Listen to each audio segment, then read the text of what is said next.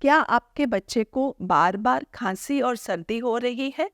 और क्या ये बीमारियां उसको बहुत छोटी उम्र से ही उनका शुरुआत हो गया था? तो यहाँ ये इन्फेक्शन भी हो सकते हैं, अस्थमा और एलर्जी भी हो सकते हैं, पर कभी-कभी ये रेयर डिजीजेस भी होती हैं जिसको हम म्यूकोसिलियरी डिसऑर्डर्स बोलते हैं, और उसमें आती हैं प्राइमरी सिलियरी डिस्काइनेसिया और सिस्टिक फाइब्रोसिस जैसी बीमारियां।